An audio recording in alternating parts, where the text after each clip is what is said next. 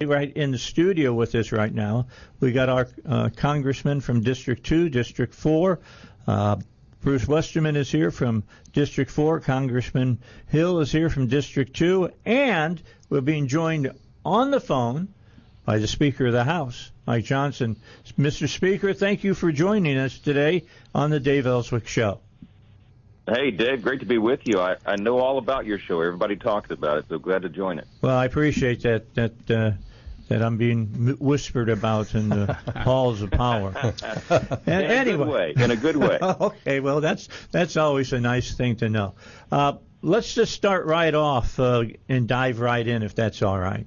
And that is, last Thursday for the Democrats was an unmitigated disaster. I mean, it was a disaster, and they're still playing defense right now because they don't know what to do. I could say it in a much more colloquial way, but I won't. But they're at that point in this race. What do you say about the Trump campaign now? Is it his to lose? Well, I think it is. I spent a lot of time with him as French and Bruce were all close to the former president. We believe he's going to be the next president, and I think what happened on that stage was that President Biden got exposed. You know, famously now, everyone is recognizing that his staff has been protecting him. They've been, frankly, lying to the American people and even lying to Democrats in Congress. They kept the president under wraps. They would not allow him to meet with me, for example, when I requested meetings over the last 7 or 8 months. And now we all see why, because, you know, you saw a stark contrast between these two men on that stage, and there's clearly only one of them that is capable of serving as president in 2025, and it's Donald Trump. And I think that people see it. I think the polling affirms that. I think he's headed for another term, thankfully. Well, let me move Congressman Hill into the discussion now. Polling numbers are leaking out now that Trump is either tied or leading in all the battleground states. Yeah, Dave, let's first, Mr. Speaker, welcome audio to Arkansas. We're glad to have you. Let me say that people are rejecting Joe Biden not because he's too old, but because his ideas are terrible. His foreign policy is terrible, coddling Iran, not pushing back against Putin aggressively with everything we've got, the disastrous exit from Afghanistan, a $2 trillion budget deficit, authorizing $6 trillion in new spending programs on top of what we have. So, look, I think Biden's going to lose because of inflation, because of the open border, and that his policies are bad, not because he's too old. What about you, Congressman Westerman? Well, first off, I want to say good morning, Mike. Welcome to your second home. You know, there's a state line that divides his district and mine, but that's about all that's different between Shreveport and my district in North Louisiana. But, yeah, you know, there's even Democrats coming out now saying Trump's going to be president and everything's going to be okay. I think Jared Golden and Marie Perez out in Washington State. Lloyd Doggett. Yeah, Lloyd Doggett's calling for him to step aside. The first words he's ever spoken in Congress. Yeah, they're in a crisis situation. And what happened at the debate last week is what I expected to happen in the debate in 2020. Mm-hmm. But they must have had him on enough Red Bull or something to get him through back in 2020. Well, they gave him another big blue pill, I'll tell you that much, because he's just not with it. He don't understand what's going on in this country. Yeah, and I think Trump was disciplined to let Biden self-destruct in this last debate. I think he was trying to just annihilate him in the 2020. Yeah, he did. He was disciplined this time. Yeah, and he was, and you're right. Well, you like to when I say it that can, you know, you're right. You're completely right. So, Mr. Speaker, you talk about this a lot with all the national media. You talk about it's important that I get with Mr. Trump and we talk about what the first 100 days are going to be like in 2025. Here in the state of Arkansas, I meet with state legislators all the time. We talk about what's 2025 going to be because that's when our next General Assembly is going to be. What are you seeing? What are the important things that you see that have to? I mean, look, the country's in a shambles. I mean, I look at this country and I sure as hell don't recognize it anymore. You know, what are we going to have to do in that first 100 days?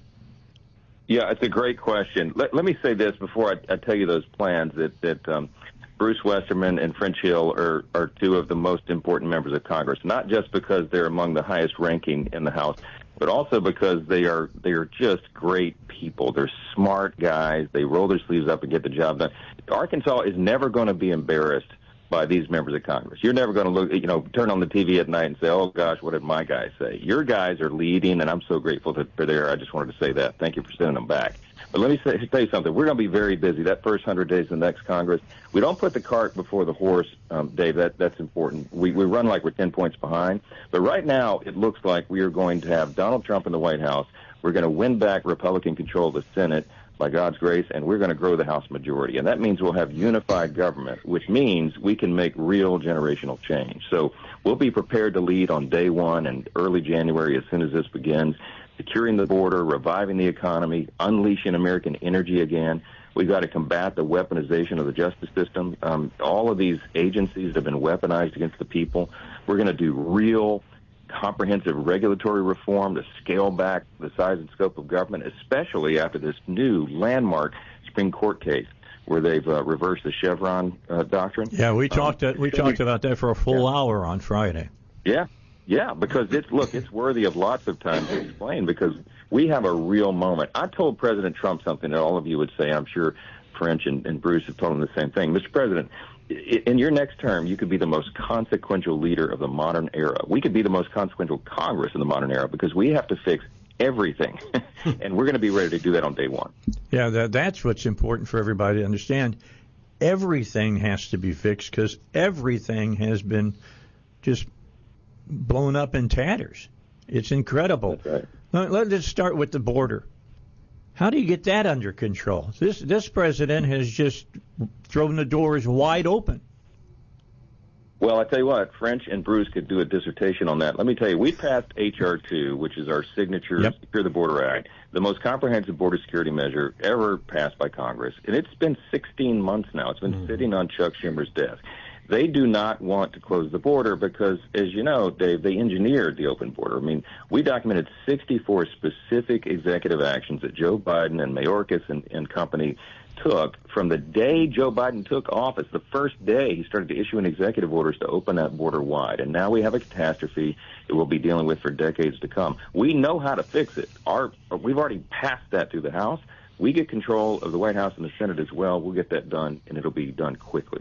Let me ask my congressmen who are sitting here about presidential executive orders. Do we have to look at that and take a close look at it and say, you only get so many a term or something? I mean, you can't keep running a country under executive orders. Yeah, I mean, Dave, you and I have talked about this a lot. I'm not a big supporter of executive orders in either political party, and it's become over the last 25 years really just a real contest to undo each other's executive orders. Executive orders under Article 2 were effectively faithfully executing the laws in a discrete way. So that's where we've seen it go off the rails. Example, DACA. Example, student loans. Mm-hmm. You can't legislate in the executive. And I hope, as the Speaker just pointed out, that the Chevron deference ending in the Supreme Court will awaken people, both Democrats and Republicans. Article 1, it's 50% of the words in the Constitution for a reason. It represents the people, and that should be where we legislate. So I just would urge the President, let's use executive orders as discretion and not try to change policy. Work with Congress to change big policy. Bruce, what do you think? Yeah, I totally agree with what French said on that. And you look at the executive overreach and administrative overreach, and I do hope Chevron is a wake-up call to Congress. The Speaker served on the Natural Resources Committee with me when he first came to Congress, and one thing we deal with there is the Antiquities Act and the creation of all these monuments. And it seems like every president that comes in wants to create a new monument, whether it's Republican or Democrat. And I guess someday we'll be out of land for them to designate as a monument. But they take a little bit of power and they just run with it. And it's like, well, this is just my monument. Every president's got their monuments they're putting out there. With that on top of executive orders and the administrative act, the administrative branch, I'll call it, as they came into power through the Administrative Powers Act and FDR, it's just run amok. And Chevron should be a great check on that. Yeah, that should help a lot. But my question for you with the committee that you have, whoever is going to be Secretary of the Interior is going to be important to you, isn't it? Very important. But the president is much more important. Well, I understand that. And if you look across the board at Trump's cabinet, it was 10 times better than what Biden's put in place. They're some of the most incompetent people to have those positions that I think have ever held those positions. Okay. Well, let's take a quick break. We got to get our break in. Mr. Speaker, go ahead and grab yourself another cup of coffee if you want to. I know that Bruce is waiting to get his first. He asked me, is the coffee ready? It is now. That'll be my second. I have one on the way over. All right, well, go ahead and get that. We'll be right back. The Speaker of the House is with us on the Dave Elswick Show. Why choose a Sleep Number smart bed? Can I make my side softer? Can I make my side firmer whenever I want? Can we sleep cooler? Sleep Number does that. Cools up to 8 times faster and lets you choose your ideal comfort on either side. 94% of Sleep Number smart sleepers report better sleep. Shop our lowest prices of the season with free home delivery on select smart beds when you add any base. Sleep Number smart beds are starting at $9.99. End Sunday. Prices higher in Alaska and Hawaii. To find a store near you, visit sleepnumber.com. New 2-part documentary, Trump's Front Row Joes, is the first inside look at Trump's diehard fans. The Front Row Joes are incredible people. Camping out for days to be in the front row at every Trump rally to support their hero. The kind of basis for all the rallies, there's like dead fans. Trump's Front Row Joes, from executive producer Sean Spicer. You had to love Mr. Donald Trump. Trump's Front Row Joes. Watch it now. Go to salemnow.com. salemnow.com. I'm Rich Ammons. A report from the American Heart Association finds the prevalence of cardiovascular disease, or CVD, in the U.S. rising, with CVD-related costs projected to more than triple in the next 25 years. Dr. Karen Joint-Maddox, volunteer expert for the American Heart Association. Cardiovascular disease is the leading cause of death in the U.S., and it accounts for billions of dollars in spending. That's why it's crucial for clinical leaders and policymakers to take note of these worrisome trends and address their impact on the health and economic well-being of the nation. An aging population and other demographic shifts drive the forecast, along with a concerning rise in risk factors for CVD, particularly among younger people. Even children are not immune to this trend, particularly with rising obesity rates. The good news is people can take steps to improve their own cardiovascular health and get involved in improving the health of their communities. For more information, visit heart.org. An Arkansas talk legend, Dave Elswick, on 101.1 FM, The Answer. All right, welcome back. Dave Elswick Show, a Wednesday. It's hump day. We're closer to the 4th of July, which is tomorrow. I hope that you get out and celebrate the anniversary of our birthday, in fact, the birthday of our great nation, and know that every day you wake up in America is as if you won the lottery. I try to remind everybody about that. With all of our foibles and all of our problems, we still are the greatest nation on earth. I do believe that. I always will believe that. My father taught me that, and my father served with Patton, and my brother was in Korea, and my brother Don was in Vietnam, and the Elswick family has served in the military. I served in the military. Operation Fury was my deal over in Grenada. So we've all been, and fought and responded to what the president has asked us to do. And I just hope that you go out and as you're cooking a hamburger, you remember that there's some people that are on duty keeping your butt safe. That's very something that you need to remember. Also with us today, the Speaker of the House, Mike Johnson, is with us. He is his district, so to speak, is down there in Louisiana, and we won't hold that against him in LSU, but that's okay. That's all right. We still like you. We still like you. So all right. So tell us. You mentioned something to me during the break, Bruce. So we're going to go right to it. What's this about the fire departments? Yeah, well, the this rule about their trucks, and then you've got it's really OSHA coming out again. I think it's almost like they're attacking America, and it's amazing that we're still so successful despite ourselves. But a rule that when it gets to be 76 degrees, you've got to take a mandatory water break. So can you imagine construction crew pouring concrete? What are you going to do? Say, like, time out, concrete, we've got to take a water break. We're going to have to hook up an IV for them. Yeah. It's has it been below 76 degrees? Not lately. Yeah. Not lately. I hear things like that, and I said, when did these people in Washington think that America became so wussified? Well, it's sad. I was with county judges yesterday, and they're up in arms because OSHA under Joe Biden is saying that you can't have a volunteer fire department. We need to pay them. They can't have a truck older than 15 years. That's ridiculous. Our Air Force flies bombers that are older than you and I are, and you can, of course, have a functioning good fire truck that's older than 15 years. This is just preposterous nanny state nonsense. And it's really hurtful for working people in Arkansas, where we depend on volunteer fire departments throughout all of our rural counties. Yeah, Mr. Speaker, this is the stuff that the American people just doesn't hear about. The press protects the president by not reporting on these types of stories. No, that's right, but they feel the oppression of the government. And we use the term weaponization. In fact, when we took over Republican control of the House in this Congress a year and a half ago, we formed a select committee on the weaponization of the federal government to start investigating and exposing all this. And the Democrats went crazy about that. They said, you can't use a term like weaponization. Well, how else do you describe it? I mean, the very agencies that are designed to protect and serve the American people have quite literally been turned against them. I mean, they've declared war on, the oil and gas industry, for example. The EPA is trying to quite literally regulate the industry out of existence. The president put a pause on exports of liquefied natural gas, which is clean and efficient and helpful in every way, to Europe.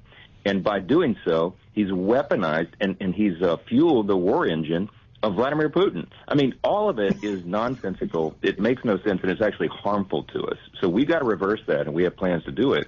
The election cannot get here soon enough. How do we rebuild our fossil fuel infrastructure in this country? Biden's done everything he can to destroy it. How do we rebuild it? Let's start with you, Congressman. Well, you got to get the regulatory state in control to start with, and I think again Chevron will come back to help with that. And we just got to get common sense policy back into place. The speaker nailed it. He said, natural gas is the cleanest, most efficient form of energy that we've got right now. We should be capitalizing on that. If there is a move to other forms of energy, let technology catch up and let it stand on its own merits. But don't destroy something great that we've got that's an economic engine, that's an engine for national security and world peace because you hate fossil fuels. And we've got to build pipelines. The left comes at every angle to stop our energy. And if they can stop a pipeline, they can stop energy development. If they can stop an LNG port facility, they can stop energy development. So it's much harder to actually do good things and produce energy and export it than to stop it with the administrative state. Mr. Speaker, what do you think that the president should do if Trump does win the election, which I think that he will? I mean, it's not like just turning a spigot on and off as far as oil goes in this country. I remember when Carter was president. Yes, I'm dating myself, but when he was president, there was all these wells that were capped and we couldn't use them. And when Reagan came in, it took a while to get that going again.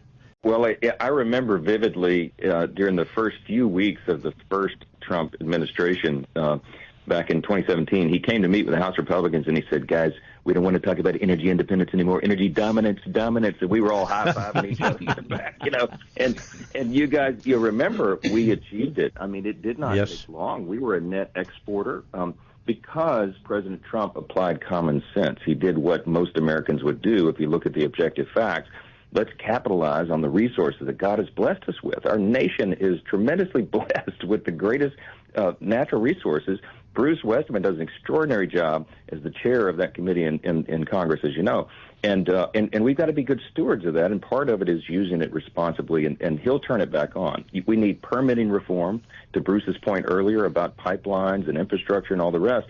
The reason that we're not as well equipped as we should be is because the Democrats have stopped it with massive, crazy, very lengthy permitting requirements, and it makes no sense. And so we can dial all that back really quick if the White House and the Congress are working together, and we will be. So it can't happen soon enough. Is that where Chevron is going to come and play a part, because every Tom, Dick, and Harry is not going to be able to stop moving forward on things like our natural resources and things of that nature because the Sierra Club sneezes?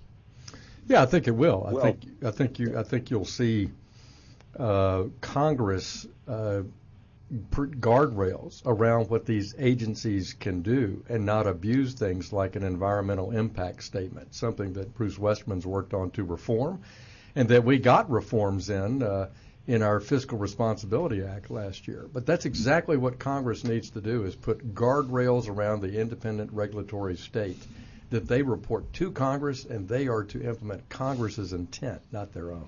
Well, those lawyers that are on the side of environmental management and all, that's an ongoing industry that's out there. That's how they make their money, is by putting us on our heels, isn't it? Yeah, I once had a Navy guy tell me, a very high-up Navy guy tell me that the Chinese Communist Party understands our environmental laws better than we do. And a lot of these far-left radical organizations, I think, are being unduly influenced by foreign governments. It plays to Putin's advantage. It plays to China's advantage if we're weak in energy, if we're depending on China for wind farms and EVs and solar panels. So it really looks like somebody's coming in and having an undue influence on our environmental regulatory state. All right, we'll get your response to that, Mr. Speaker, when we come back, but I do have break here at the bottom of the hour. That's a hard break. I've been told if I don't do it, they won't shoot me just in the foot. So let's take a break here on the Dave Elswick Show. Bill O'Reilly here, and I'm warming up. Stand by for the O'Reilly Update Morning Edition. But first, you can now watch new episodes of the No Spin News live on Samsung TV Plus. Tune in each weeknight at 8 p.m. on the First TV for breaking news, honest analysis, and the best election coverage in America.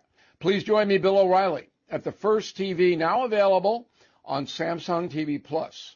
Start watching today on your Samsung television, Galaxy devices, or the Samsung TV Plus mobile app. Check out the No Spin News each weeknight at 8 p.m. on the First TV, Samsung TV Plus. On this Wednesday, with the Democratic Party in disarray, Donald Trump should take advantage of the situation by doing nothing.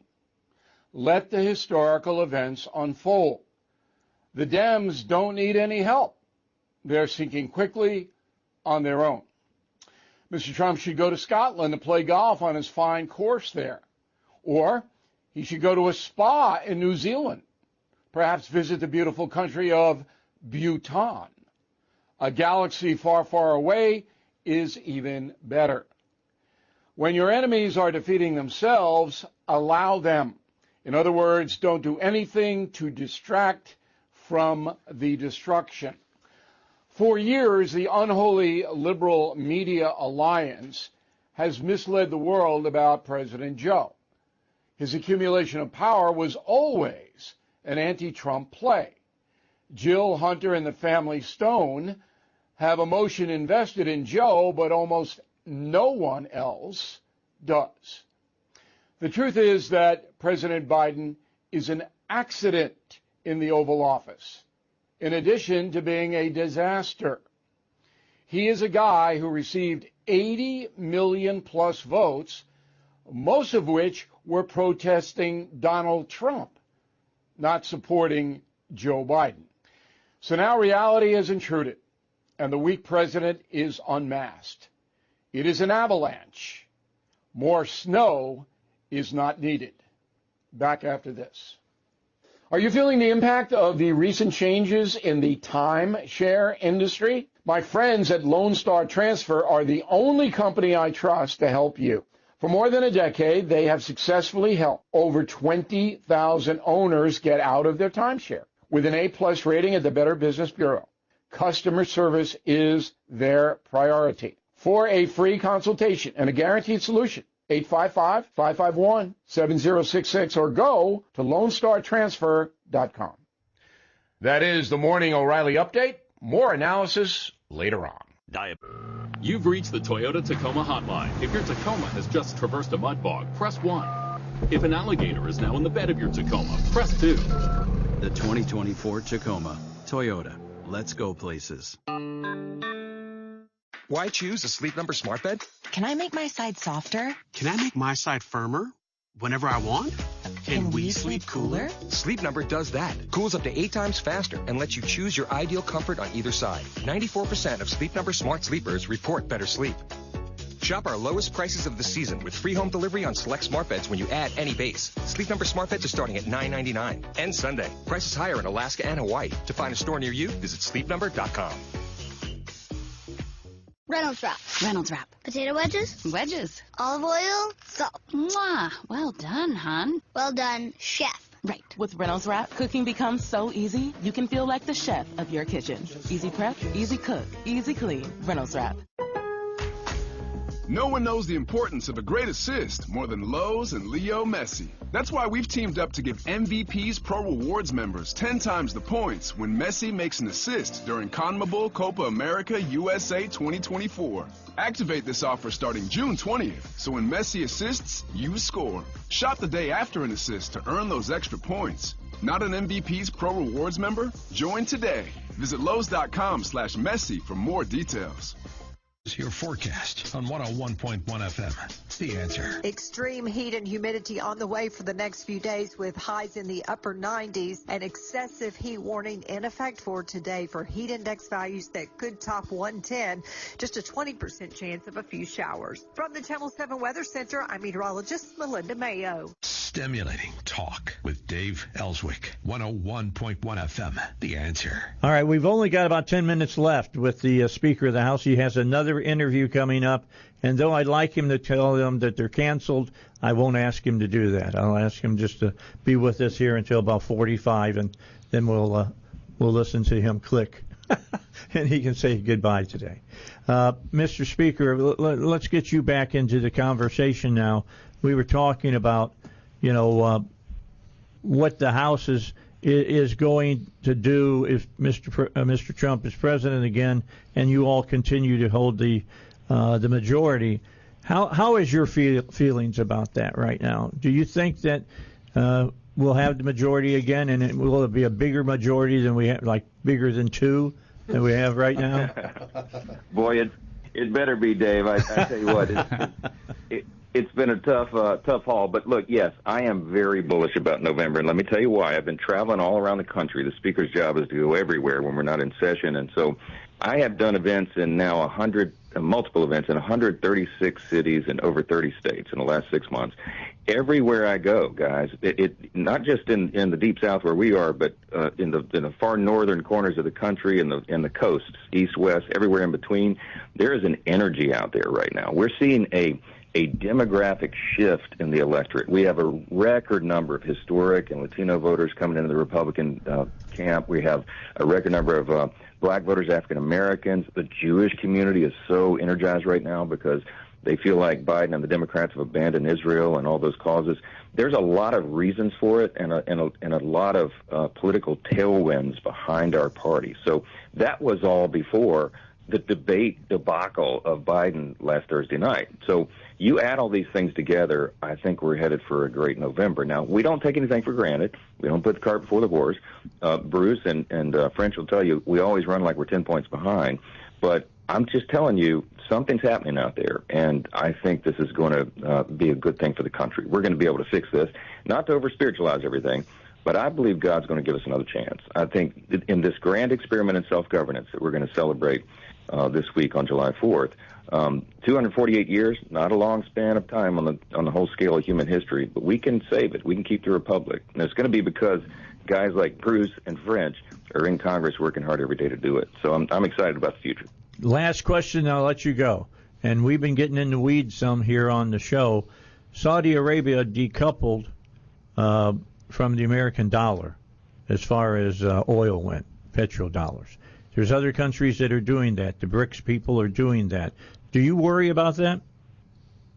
I do. My expert on all matters dealing with the economy and finances is French Hill, and he can give a whole seminar on this. But I'm worried about the dollar remaining the world's reserve currency because we got to get our fiscal house in order. We're almost at $35 trillion in debt. We've got to get this back under control, and it's about spending priorities. We have to do the right things. Government's too big, it does too many things, and it does almost nothing well. And you put fiscal conservatives back in charge, like the guys that are on with you this morning, and you put President Trump back in the White House, we will work on this immediately and get this thing back under control. America is the greatest nation in the history of the world. It's not even close. We're the strongest, most successful, most free, most powerful, most benevolent. But it's not a guarantee. You know, you said a few moments ago, Dave, about maintaining freedom, celebrating freedom, not taking it for granted. Reagan reminded us, it's not passed along in the bloodstream. We got to fight for it. We got to teach it to the next generation, and we got to defend it. And we're looking forward to the opportunity of doing that. Mr. Speaker, thank you so much for all the people here on my audience and myself personally. Thank you for your time today. You got it. Great to talk to you guys. See you, Mr. Speaker. Bye-bye now. Happy 4th. Speaker of the House. You too. That was Mike Johnson here on the Dave Elswick Show. Amazing. He gave us 40 minutes. He's a very, very busy man, to say the least.